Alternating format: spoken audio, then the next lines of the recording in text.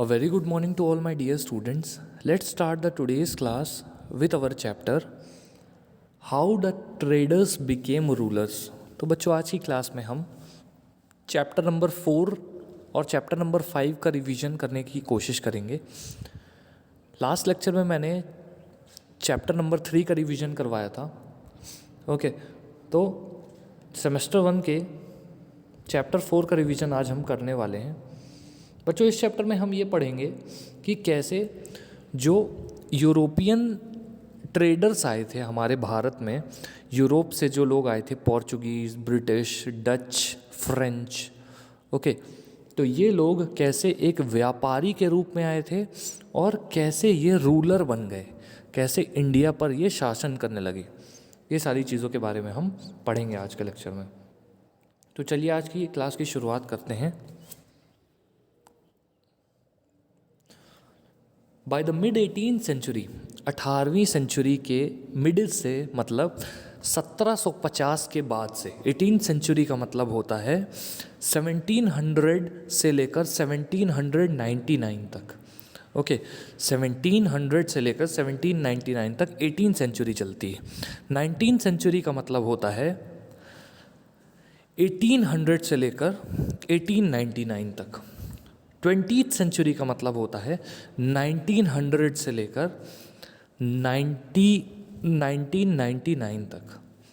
और 21st century का मतलब होता है 2000 से लेकर 2099 तक। ठीक है, आई होप आप समझ रहे होंगे।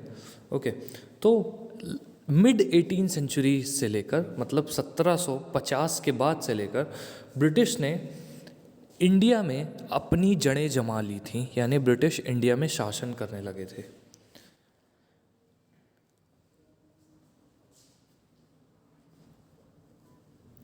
ब्रिटिश इंडिया में सिर्फ ट्रेड करने के लिए आए थे, यानी सिर्फ बिजनेस करने के लिए आए थे, लेकिन धीरे धीरे वो हर एक स्टेट पर भारत के कब्जा करने लग गए। ओके,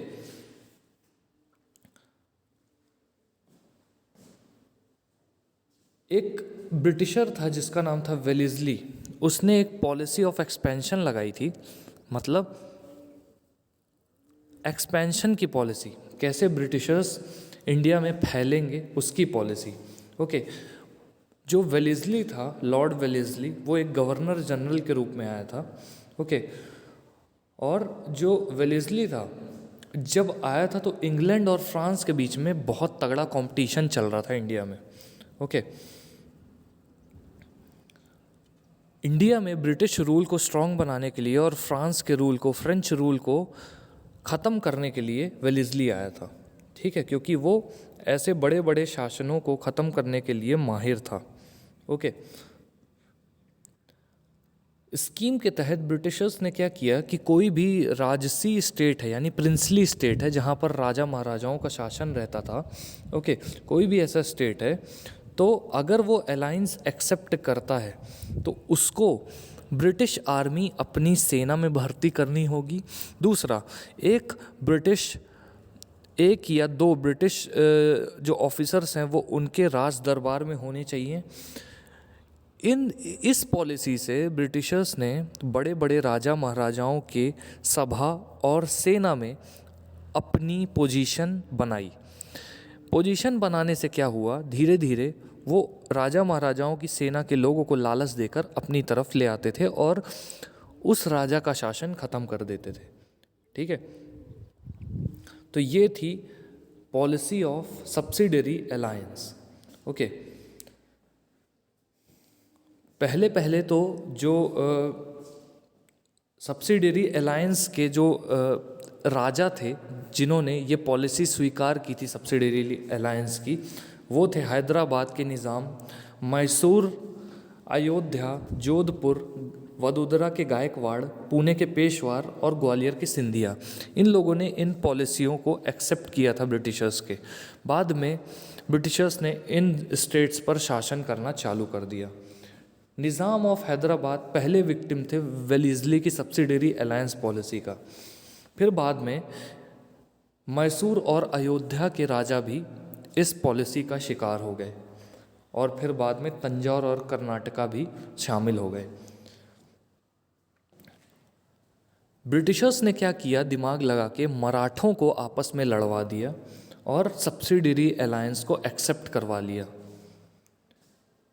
जो भी लॉस हुआ मराठा से लड़ाई में निज़ाम का, ओके, तो मराठाओं से लड़ाई में निज़ाम का बहुत लॉस हुआ, इसी कारण निज़ाम ने ये पॉलिसी एक्सेप्ट कर ली।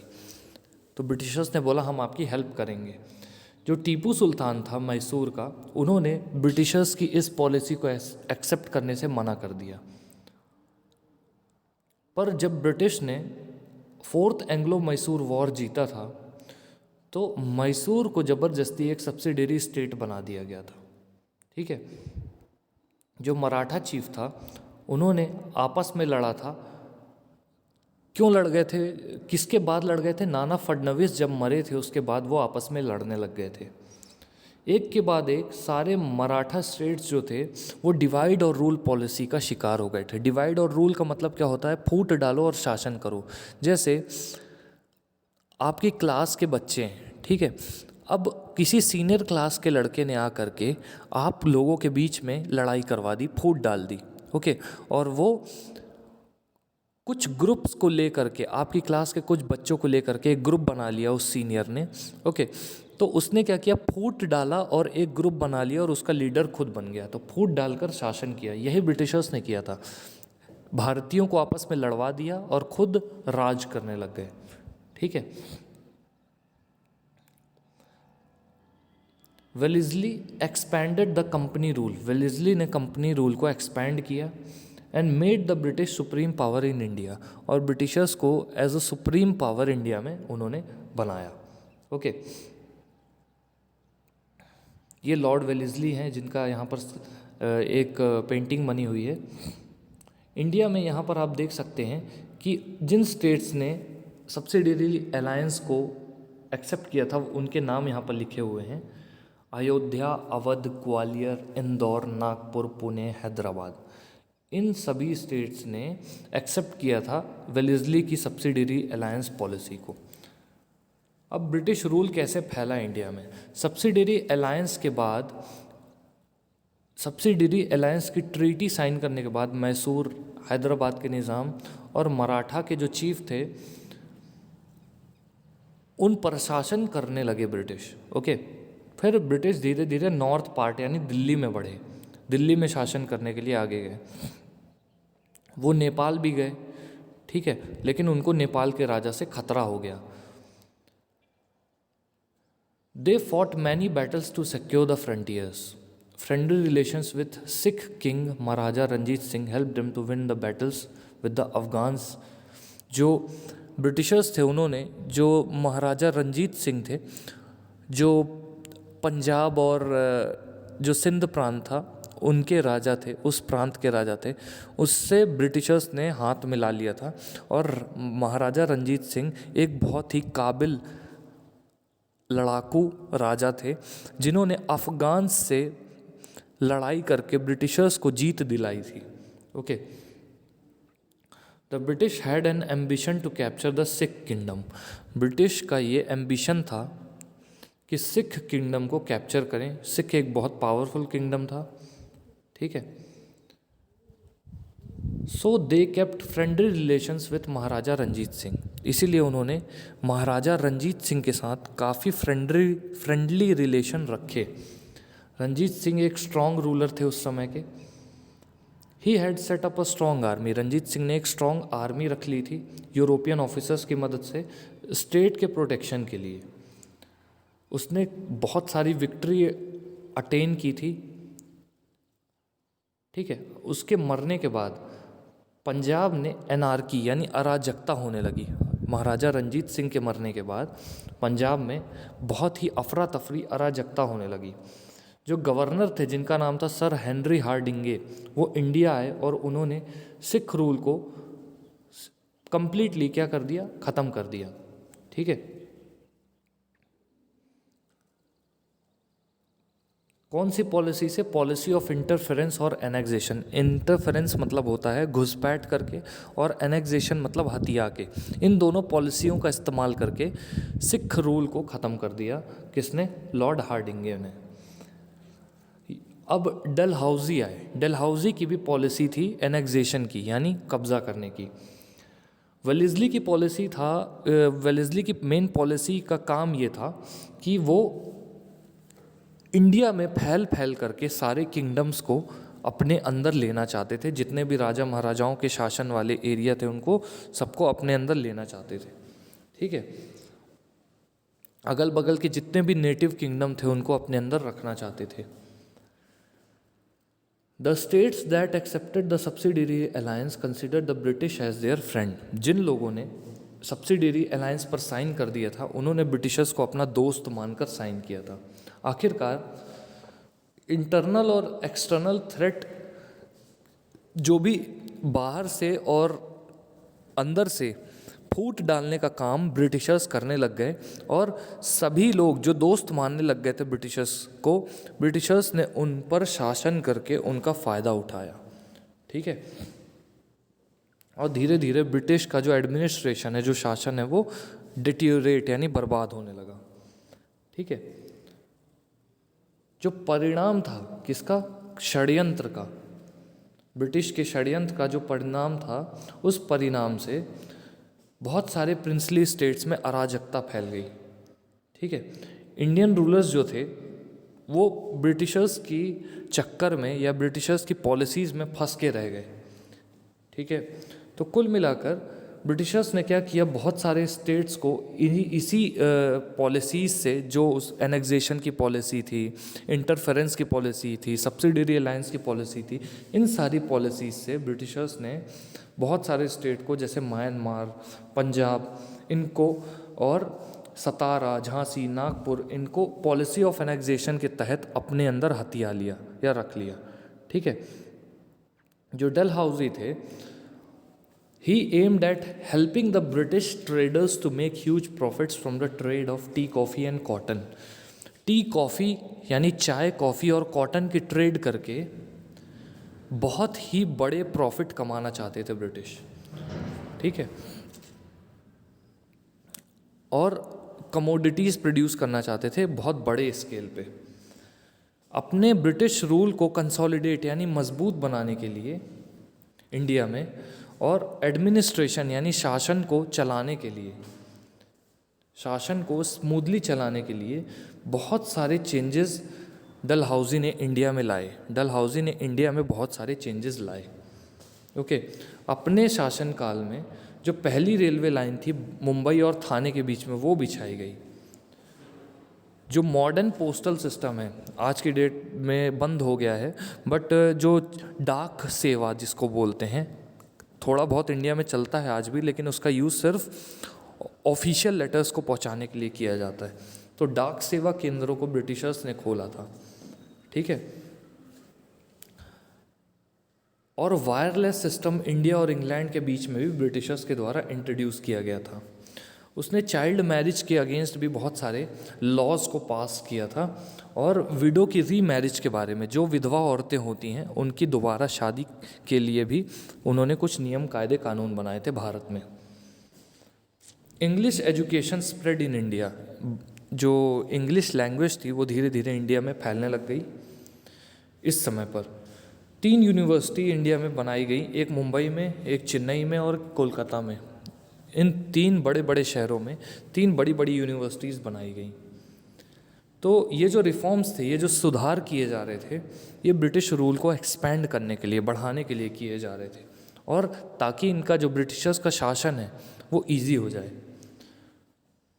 इंडियंस को बेनिफिट मिला बाद में, उनको बाद में बहुत सफ़र करना पड़ा ब्रिटिश रिफॉर्म्स के इंट्रोडक्शन के लिए। ठीक है, ब्रिटिश रिफॉर्म्स को लाने के लिए बहुत उनको सुधार करना पड़ा। अब लोगों में डिससेटिस्फैक्शन क्यों हो गया? डिससेटिस्फैक्शन का मतलब है लोग ब्रिटिशर्स से क्यों खफा हो गए, या क्यों दुखी हो गए, या क्यों ब्रिटिशर्स को भगाना चाह रहे थे। देखिए, ब्रिटिशर्स ने चालाकी से इंडिया में बहुत सारे राजाओं को और उनके शासन को धोखा दे करके अपने अंडर ले लिया था और इंडिया में वो बिजनेस करने की जगह वो शासन करने लगे थे। ठीक है।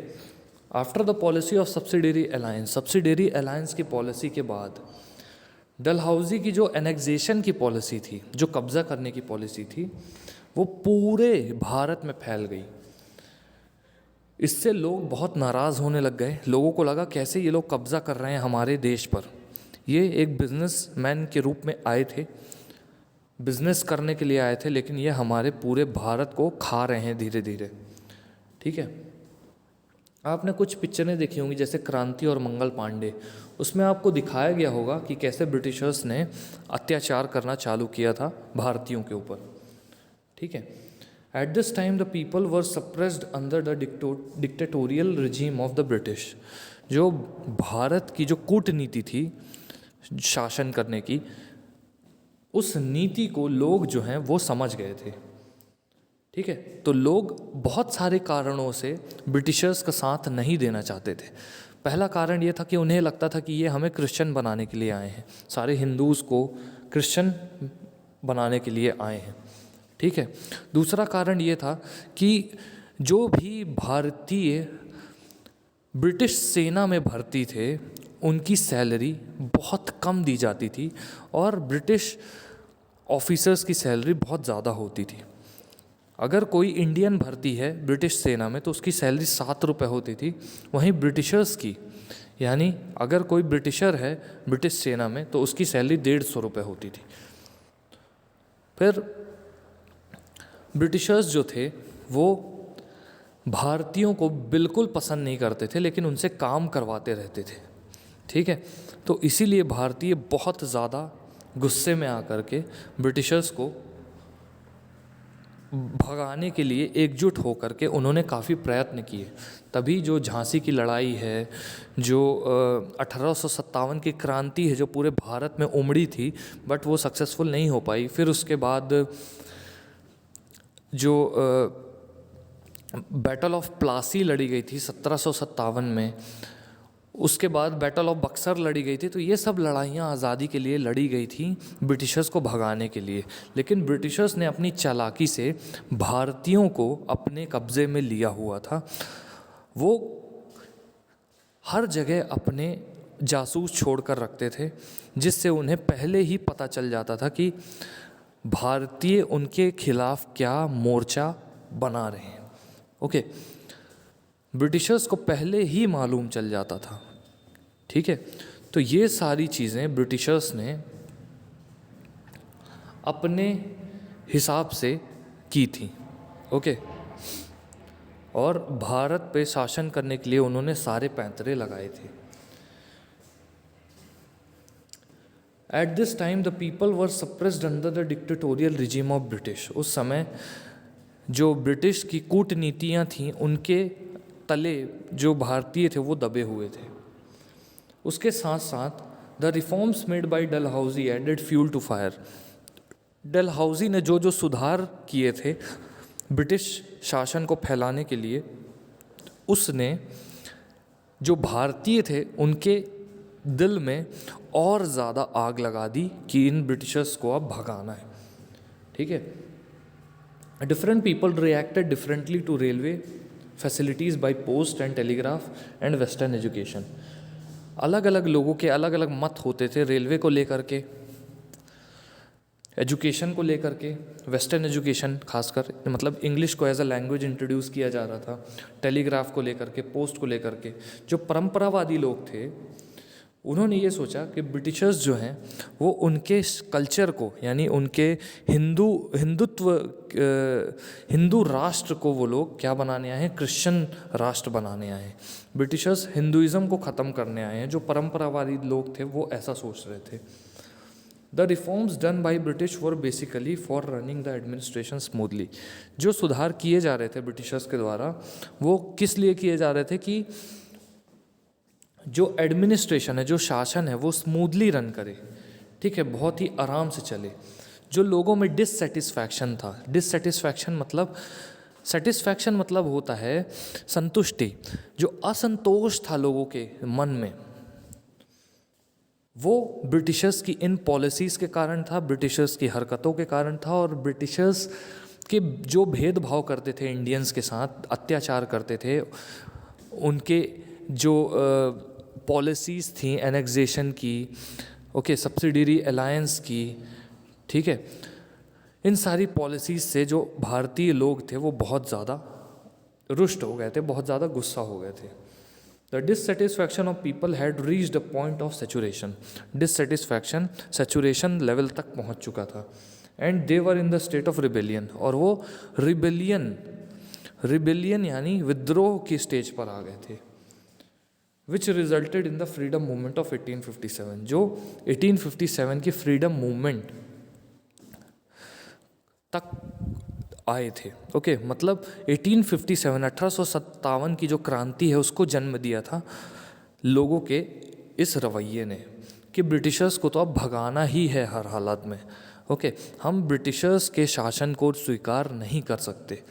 तो बच्चों, इस चैप्टर में हमने बहुत सारे पॉइंट्स, इंपॉर्टेंट पॉइंट्स पढ़े। सबसे पहले हमने ये पढ़ा कि वेलेस्ली ने कैसे अपनी पॉलिसी को लगाया और इंडिया में शासन को एक्सपैंड किया या बढ़ाया, ठीक है। तो वेलेस्ली के अलग अलग रूल जैसे सब्सिडरी अलायंस वगैरह हमने पढ़ा, फिर कैसे वो इंडिया के अलग अलग कोनों से निज़ाम को, ठीक है, और अवध अयोध्या वासियों को, ठीक है, और मैसूर को, अलग अलग स्टेट्स को कैसे ब्रिटिश ने अपनी पॉलिसीज से अपने कब्जे में लिया था, ठीक है, मराठास को आपस में लड़वा के। फिर ब्रिटिश रूल कैसे फैला धीरे धीरे, ओके। फिर उसके बाद हमने ये जाना कि डलहौजी ने क्या क्या पॉलिसी लगाई, उसकी एनेक्सेशन की पॉलिसी क्या थी, कैसे वो कब्जे में लेता था स्टेट्स को अपने, ओके। फिर उसके बाद हमने लोगों की डिससेटिस्फैक्शन के बारे में पढ़ा कि कैसे लोग बिल्कुल खुश नहीं थे ब्रिटिशर्स से। तो बच्चों, मुझे लगता है आप लोगों को थोड़ा बहुत आइडिया लगा होगा कि हमने इस चैप्टर को कैसे पढ़ा है और क्या क्या हमारे सिलेबस में है, ओके, और कैसे पढ़ना है। तो ये सेमेस्टर 1 का सिलेबस है बच्चों, ओके। इसमें 9 चैप्टर हैं जिसमें हमने 4 चैप्टर्स कंप्लीट कर लिए हैं, 5 चैप्टर और बचे हैं, धीरे धीरे वो भी ख़त्म हो जाएंगे, okay. So students, I hope आपको लेक्चर समझ में आया होगा। जो भी डाउट्स हैं मेरे से पूछते रहिए। That's all for now, thank you so much.